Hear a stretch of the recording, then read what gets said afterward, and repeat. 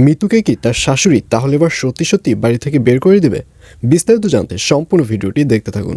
আসসালামু আলাইকুম প্রিয় দর্শক, সবার কি অবস্থা? হাজির হয়ে গেলাম দীপ্ত টিভির নিবেদিত দেনাপনা নাটকের 194তম পর্বে কী সব ঘটতে চলছে তার অগ্রিম খবর নিয়ে। অলরাইট, এই পর্বে আপনারা দেখতে পারবেন পারিকে দেখা যাবে পারি এবং সুমির মা মিলে যখন মিতুকে সুস্থ করবে, তখন মিতুর শাশুড়ি বলবে, এবার তো সুস্থ হয়েছ, এবার ভালোই ভালো বাড়ি থেকে বের হয়ে যাও। আর এই কথা শুনে ইরফান বলবে, মা তুমি এসব কি বলছো?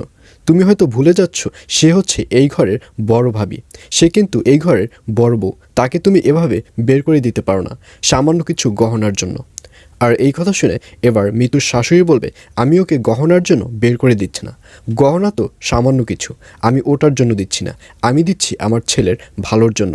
ও এই ঘরে বসে আমার ছেলের উপর যে নির্যাতন করেছে, আমি চাই না আবার জেনে বুঝে নেক্সট টাইম এই অনুযায়ী নির্যাতন করুক।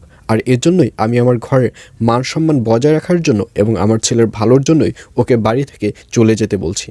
আর এই কথা শুনে পারিকে দেখা যাবে সে অনেক রিকোয়েস্ট করবে।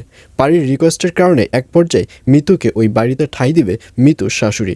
পারি বলবে, নেক্সট টাইম এরকম আর কখনোই ভুল হবে না, দয়া করে আজকের মতো ওনাকে মাফ করে দিন, আমি ওনার হয়ে ক্ষমা চাচ্ছি।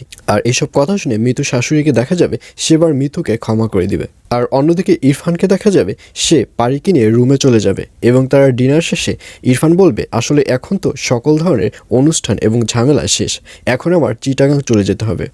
আর এই কথা শুনে পারির মন খারাপ হয়ে যাবে। তখন ইরফান বলবে, মন খারাপ করার কিছুই নেই, কারণ আমি আবার খুব তাড়াতাড়ি চলে আসব। আর এই কথা শুনে পারি অনেক খুশি হবে।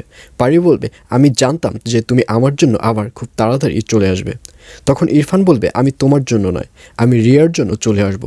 আর এই কথা শুনে সাথে সাথে পারির মন খারাপ হয়ে যাবে। পারি বলবে, তুমি এটা কি বলছো? আমি তোমার স্ত্রী, তুমি আমার জন্য নয়, তুমি রিয়ার জন্য তাড়াতাড়ি আসবে। তখন ইরফান বলবে, হ্যাঁ পারি, তুমি ব্যাপারটা বুঝতে পারছো না, বর্তমানে রিয়ার অবস্থা খুবই খারাপ, ওর অবস্থা প্রায় মুমূর্ষু, আর এর জন্যই সবসময় ওর পাশে একজন লোক থাকা প্রয়োজন, এবং ডাক্তার বলে দিয়েছে যে ওর পাশে আমাকে থাকতে হবে, আর এর জন্যই আমার খুব তাড়াতাড়ি চিটাগাং থেকে চলে আসতে হবে। আর এই কথা শুনে পারিকে দেখা যাবে সে ইরফানকে ভুল বোঝা শুরু করে দেবে এবং ইরফান ও পারির মাঝে একটা বিশাল আকারের দেয়ালের সৃষ্টি হবে। আর এছাড়াও থাকবে আরও আশ্চর্য সকল ঘটনা। সুতরাং সবাইকে দেনাপনা নাটকের আগামী পর্ব দেখার আমন্ত্রণ রইল।